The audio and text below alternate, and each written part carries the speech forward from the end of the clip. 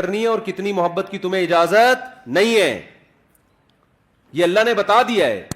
اگر اللہ کی گائیڈنس کے بغیر ہم چیزوں سے محبتیں کرنا شروع کر دیں تو جیسے بچہ ماں باپ کی گائیڈنس کے بغیر چیزوں سے محبتیں کرنا شروع کر دے تو برباد ہو جاتا ہے. ماں باپ بتاتے ہیں بیٹا یہ شہد ہے یہ کھانے کی چیز ہے, یہ چاکلیٹ ہے یہ کھانے کی چیز ہے, یہ پراٹھا ہے یہ کھانے کی چیز ہے, یہ سموسا ہے یہ کھانے کی چیز ہے, یہ چرس ہے یہ کھانے کی چیز نہیں ہے, یہ ہیروئن ہے یہ کھانے کی چیز نہیں ہے, یہ زہر ہے یہ کھانے کی چیز نہیں ہے. یہ سکھاتے ہیں کہ نہیں سکھاتے؟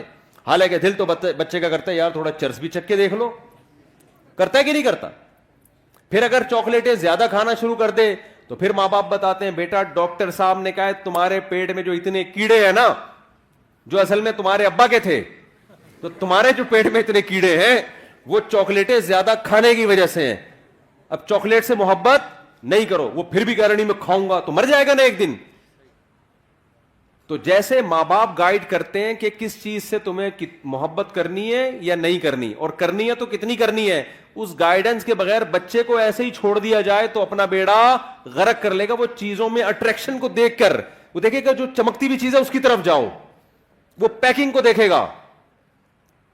یہی حرکت بڑے ہو کر انسان کر رہا ہوتا ہے. خدا اس کو بتائے گا, اللہ بتاتا ہے ابے بھائی یہ چیز میں اٹریکشن بہت ہے, دل لگانے کی نہیں ہے, یہ اٹریکٹیو ہے دیکھنے میں, دل لگانے کی نہیں ہے. یہ ٹائم پاس کرنے کی چیز ہے, دل لگانے کی نہیں ہے. سمجھ میں آ رہی ہے بات کہ نہیں آ رہی ہے؟ دل کس سے لگانا ہے؟ دل لگانے کی کیوں نہیں ہے پہلے یہ بتا دوں میں.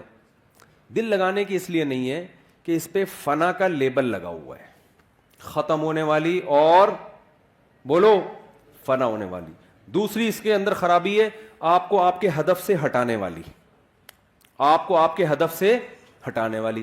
مثال سے بات سمجھاتا ہوں.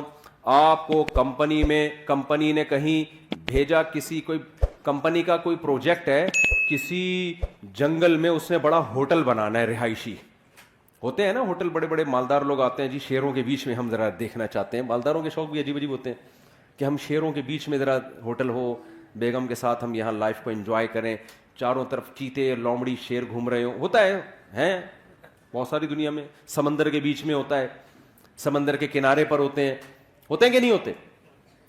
کمپنی نے آپ کی کمپنی نے آپ کو بیرون ملک بھیج دیا اور آپ کو کہا کہ آپ ہمارا ایک پروجیکٹ ہے, آپ یہ جو ہم نے 200-250 یا 4000 یا 1000 افراد بھیجے ہیں, ہمارا ہدف یہ ہے کہ یہاں ہم نے ہوٹل کی تعمیر کرنی ہے. ایک ہوٹل بنے گا, ایک خوبصورت عمارت بنے گی, پھر اس میں کمپنی کا بزنس ہوگا. تو آپ کو پروجیکٹ دیا, آپ کے پیسے بھی متعین کر دیے کہ بھئی یہ پروجیکٹ میں کچھ پیسے ایڈوانس لے لو, اور جب یہ کمپلیٹ ہو جائے گا تو آپ کو 1-1 کروڑ روپے بولو نا پکڑا دیے جائیں. سمجھ میں آ رہی ہے بات کہ نہیں آ رہی؟ پھر کمپنی نے جب آپ کو بھیجا تو کمپنی کو پتا تھا یہ انسان ہے, یہ بھوکے پیاسے نہیں رہ سکتے. تو کمپنی نے وہاں کیا کیا کہ آپ کو کچھ پیسے دیے, بھئی یہ وہاں سموسے کا انتظام بھی ہوگا, ڈاکٹر کا انتظام بھی ہوگا, سوئمنگ پول بھی ہوگا, تھک جاتا ہے انسان, جاگنگ کا انتظام بھی ہوگا, ایک جم بھی بنا ہوا ہوگا, کیونکہ لمبا پروجیکٹ ہے 4-5 سال کا. تو یہ ساری لوازمات, اور جو ہے کنوارے چھڑے چھاٹ ہیں ان کی شادی کا بھی, اگر انسان کے بچے ہوں گے وہ ان کی شادی کا بھی انتظام ہو جائے گا, اور جو میرڈ ہیں وہ اپنی بیگم کو بھی وہاں لے جا سکتے ہیں. تو یہ سارے لوازمات کے ساتھ آپ کو وہاں بھیجا گیا. آپ نے کیا کیا؟ آپ نے کہا یہاں تو سموسے کا بھی انتظام ہے. بھائی آپ کو سموسے بہت پسند تھے, آپ سموسے کھانے کے لیے سارا دن سموسے کی کینٹین پہ بیٹھے رہتے ہیں آپ. مینیجر آتا ہے یار تو انجینئر ہے, تیرا کام ہے نقشہ بنانا, تو نقشہ تو بنانا, ایک لکیر ہی اب تک تو نے کھینچی. آپ کہہ رہے ہم بھیجے نہیں گئے, ہم یہاں سے دریافت ہوئے دھماکے کے نتیجے میں. ایک کروڑوں سال میں ایک میں وجود میں آیا ہوں, تو مجھے چونکہ لائف کو انجوائے کرنا ہے تو میں یہاں بیٹھ کے کیا کھاؤں گا؟ سموسے کھاؤں گا.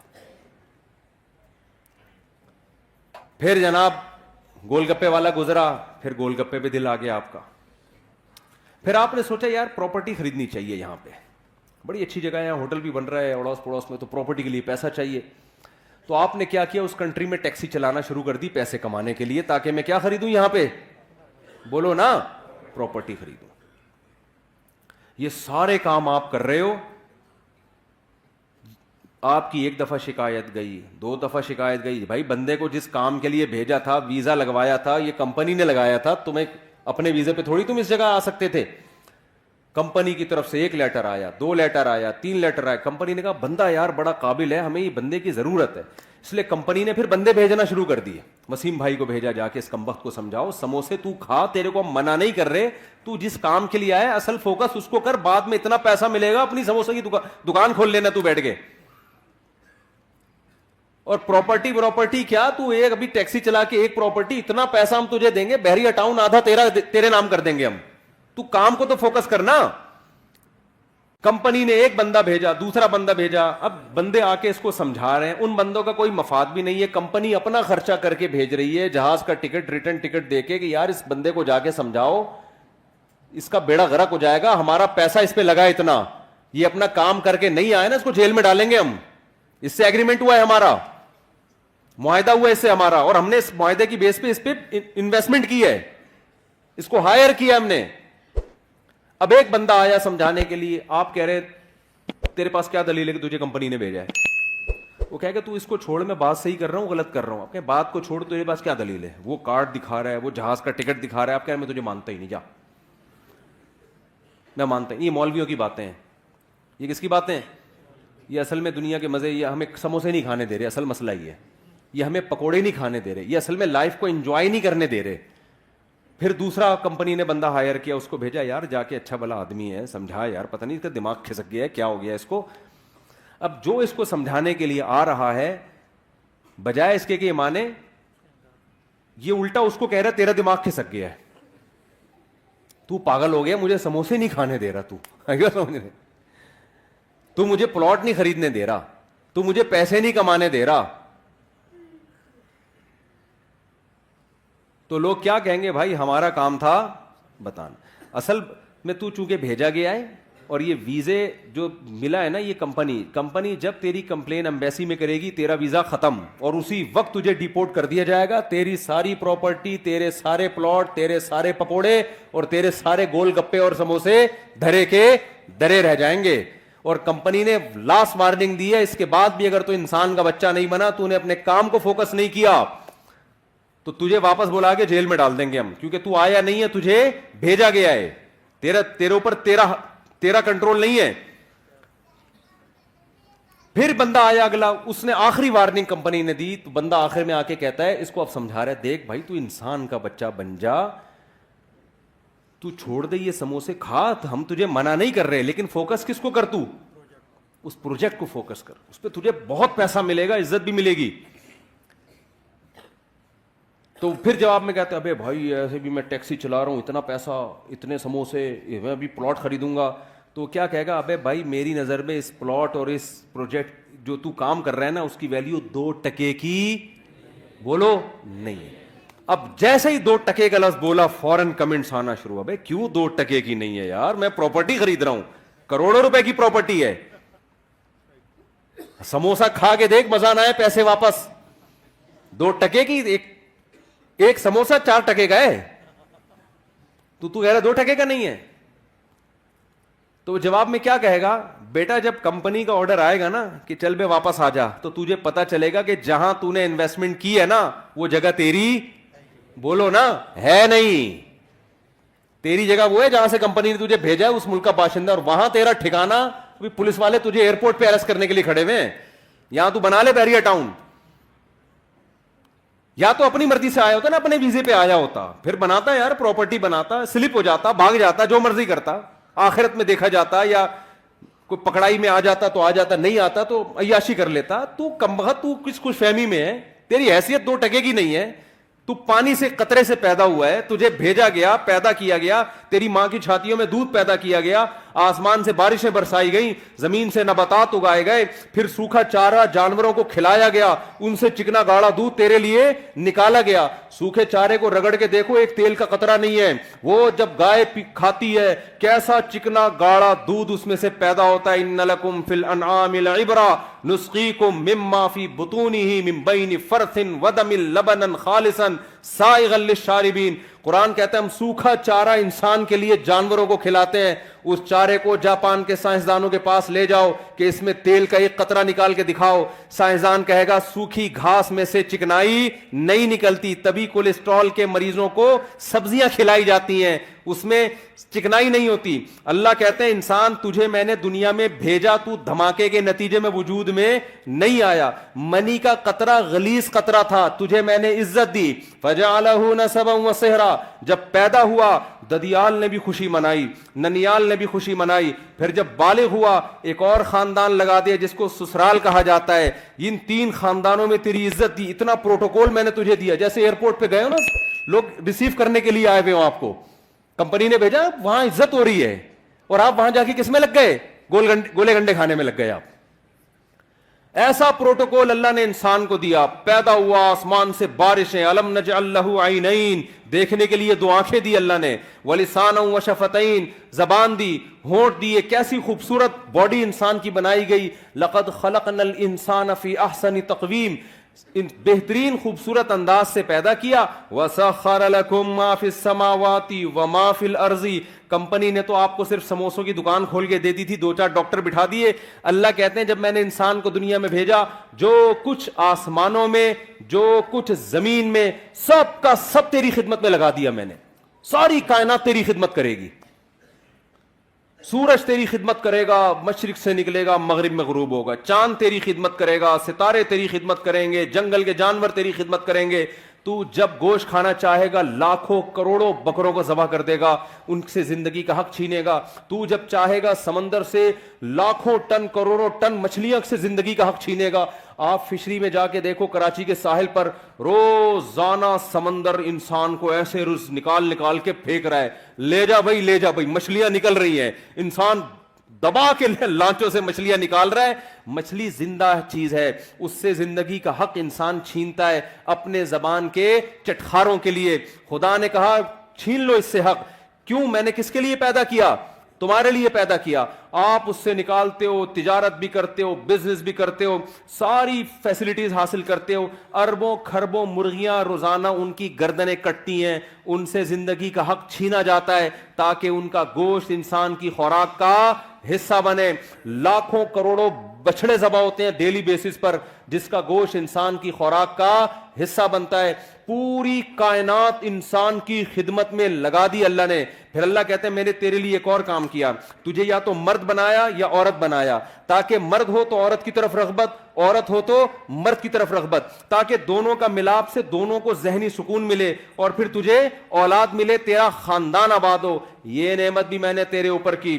آپ نے کیا کیا؟ غیر مسلم نے کیا کیا؟ اس نے بولا یار ساری کائنات میری خدمت کر رہی ہے, آسمان سے بارشیں برس رہی ہیں.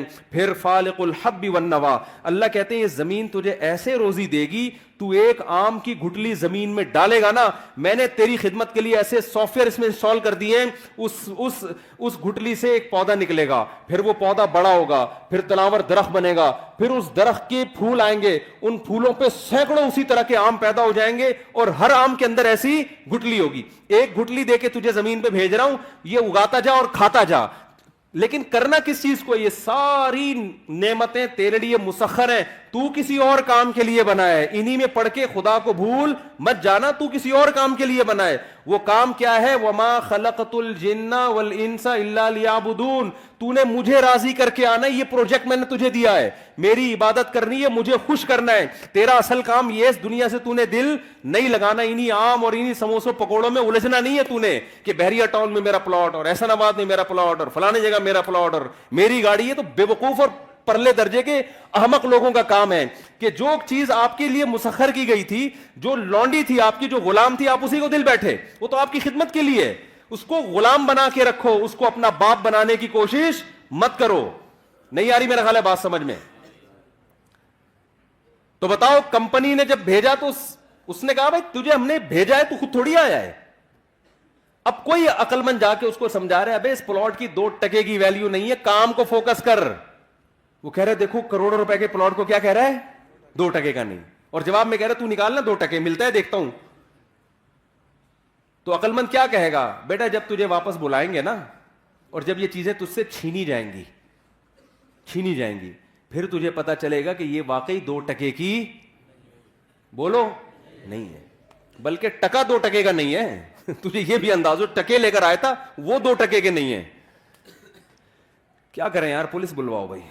بات سمجھ میں نہیں آ رہی. کہ پولیس کا کیس ہے سیدھا سیدھا, پولیس ہی سمجھائے گی, میں آپ کو بتاؤں, یا پھر موت سمجھائے گی. اب پولیس کو کون سمجھائے گا, یہ بھی ایک نیا مسئلہ ہے. پولیس تو جب ہی سمجھائے گی نا, پولیس کی خود بھی سمجھ میں آئے گا.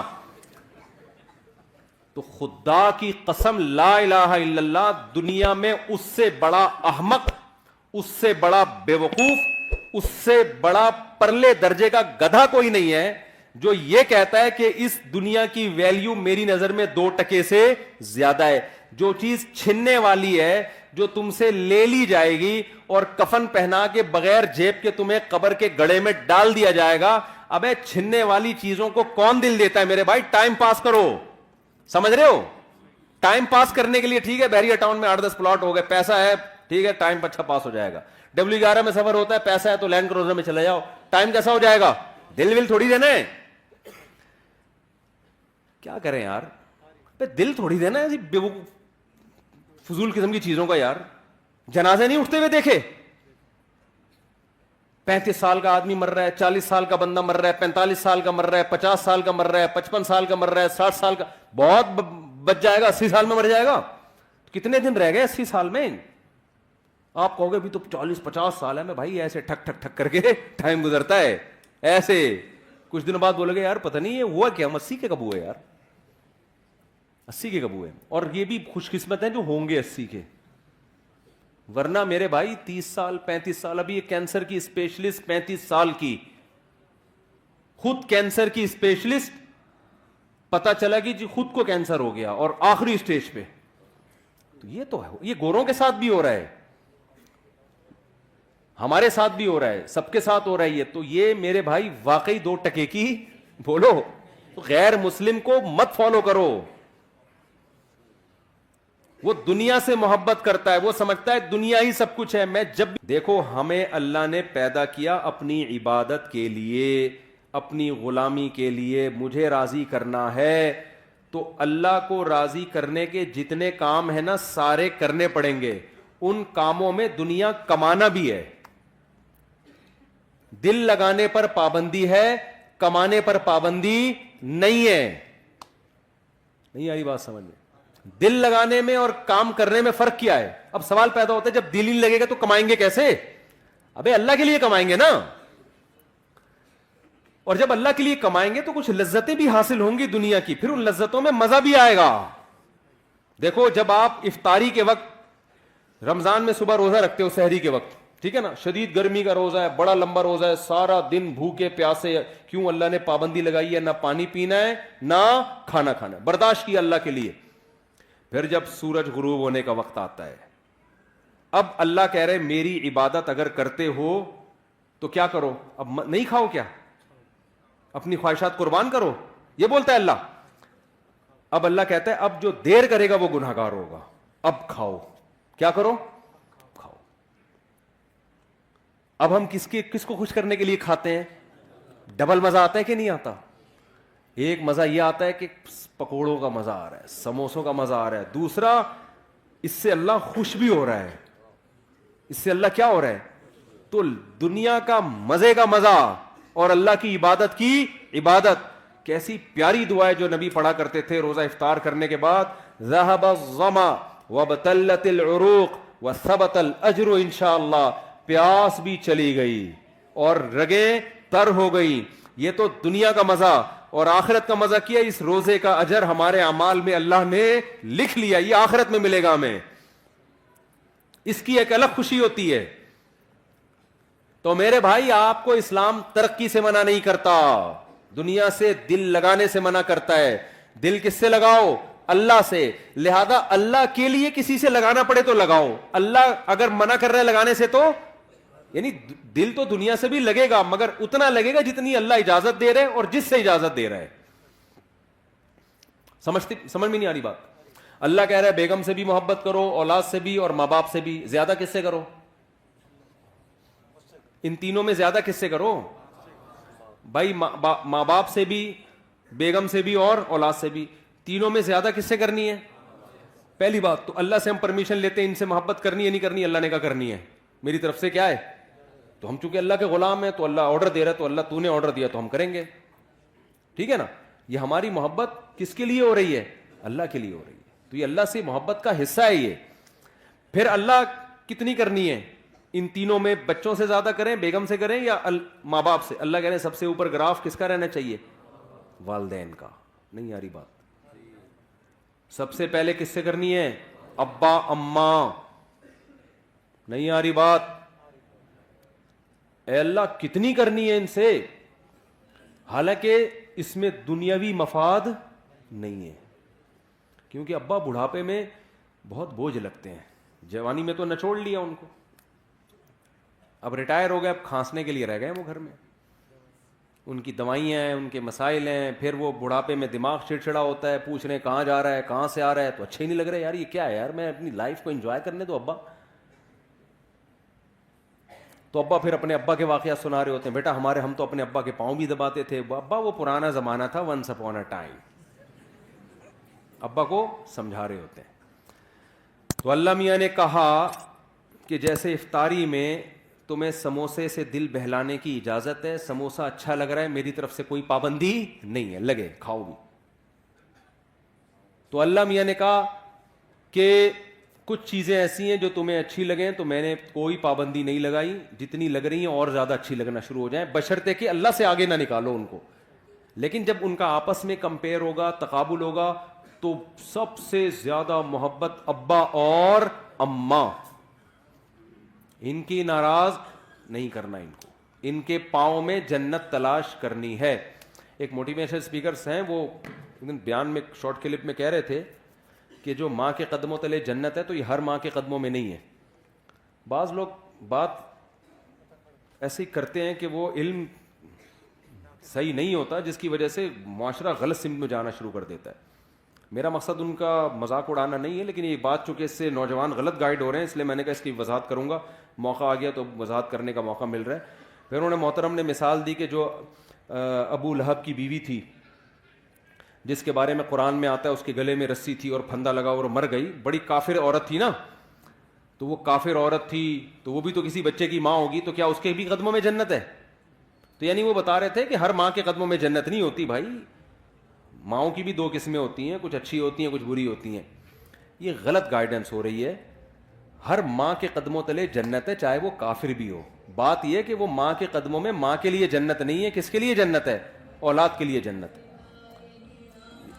میں اگر وہاں موجود ہوتا نا ورک شاپ میں, تو میں کہتا ایکسکیوز می سر, ایک بات آپ سے کرنی ہے کہ ابو لہب کی بیوی اگرچہ جہنم میں جائے گی, لیکن اس کے بچوں کے لیے اس کے قدموں میں اللہ نے جنت رکھی ہے. قرآن کہتا ہے وَإِن جَاهَدَاكَ عَلَىٰ أَن تُشْرِكَ بِي, کہ اگر تمہارے ماں باپ اتنے بڑے کافر ہیں کہ تمہیں زبردستی شرک پر مجبور بھی کریں, ان کی بات نہیں ماننی, لیکن صاحبہما فی الدنیا معروفا, پھر بھی ان کے قدموں میں تم نے جنت تلاش کرنی, دنیا میں اچھا سلوک کرنا ہے, یہی تو مطلب ہے قدموں میں جنت کا. تو آج کل اولادیں ویسے ہی ماں باپ کو نہیں پوچھ رہی ہیں, اس طرح کی تقریریں آئیں گی تو پھر اپنے ابا اماں میں عیب تلاش کریں گے. وہ ہر بچہ جا کے دیکھا یار میری اماں تو یہ بھی کام غلط ہے, میری اماں کا تو یہ بھی حرکت ٹھیک نہیں ہے, تو اس کا مطلب میری اماں خود ہی جنتی نہیں ہے, تو اس کے پاؤں میں کہاں سے جنت آ گئی؟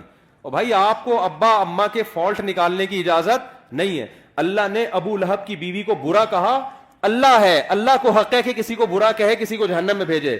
ابو جہل کی بیوی یا ابو لہب کی بیوی کی جو اولاد تھی, اس کو شریعت نے یہی پابند کیا کہ تم نے اپنے ماں باپ کے احسانات کا بدلہ دینے کی کوشش کرنا ہے, اور تم نے ان کے ساتھ اچھا سلوک کرنا ہے. نہیں آ رہی میرا خیال بات سمجھ میں؟ تو آپ کو تو حکم ہے کہ آپ کے ابا اچھے ہیں برے ہیں, بھائی آپ کو اچھا سلوک کرنا ہے. تو اللہ میاں, میں یہ کہہ رہا تھا کہ بس بات ختم کر رہا ہوں, ترقی میں پیچھے جب رہیں گے جب یہ اللہ کے لیے نہ ہو, یا آپ کوشش ہی نہ کرو. اللہ نے حکم دیا ہے کہ سارے کام کرنے ہیں کس کو راضی کرنے کے لیے؟ اللہ کو. اس سے پتہ ہے کیا ہوگا؟ یہ ترقی کی اسپیڈ غیر مسلموں سے بھی زیادہ تیز ہو جائے گی, کیونکہ جو کام اللہ کے لیے کیا جاتا ہے نا, اس میں جان بہت ہوتی ہے, کیونکہ اس کا اجر کون دے گا؟ اللہ. دیکھو مجھے ایک بات بتاؤ, ڈاکٹر لوگ کہتے ہیں کہ, میں آپ چند مثالوں سے سمجھاتا ہوں کہ جب مذہب کی موٹیویشن ملتی ہے وہ بہت پاورفل موٹیویشن ہوتی ہے وہ. جہاں مذہب کی موٹیویشن نہیں ہوگی وہاں جان نہیں ہوتی. شوگر کے مریض کو ڈاکٹر کہتا ہے اتنے گھنٹے فاسٹنگ کرنی ہے, 100 میں 1 مریض کرتا ہوگا فاسٹنگ. لیکن رمضان آتا ہے, اللہ کا حکم ہے پورا مہینہ فاسٹنگ کرنی ہے. 90% مسلمان کیا کر رہے ہوتے ہیں؟ روزے رکھ رہے ہوتے ہیں, گرمیوں میں بھی سردیوں میں بھی. نہیں آ رہی میرا خیال ہے بات سمجھ. کیوں بھائی؟ اللہ کس کا آرڈر ہے؟ تو یار جو قوم صبح سے کہ رات تک اللہ کے لیے بھوکی پیاسی رہ سکتی ہے وہ پڑھ نہیں سکتی اللہ کے لیے؟ نہیں آ رہی بات.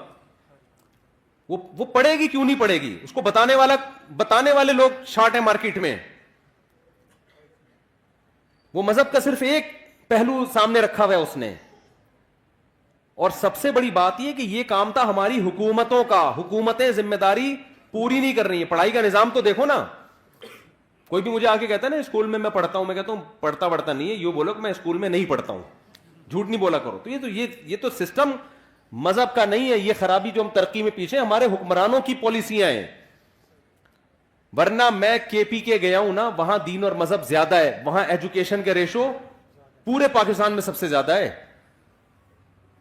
پورے پاکستان میں KPK کی جتنی آبادی ہے نا اس کے لحاظ سے لٹریسی ریشو KPK میں پنجاب اور کراچی کی نسبت زیادہ. کیوں؟ وہاں دین اور مذہب کیا ہے؟ زیادہ ہے. دین اور مذہب زیادہ ہونے کی وجہ سے جو اخلاقی برائیاں ان کا ریشو کیا ہے؟ کم ہے. جب اخلاقی برائیاں کم ہوتی ہیں تو آپ اپنے ہدف کو فوکس کرتے ہو.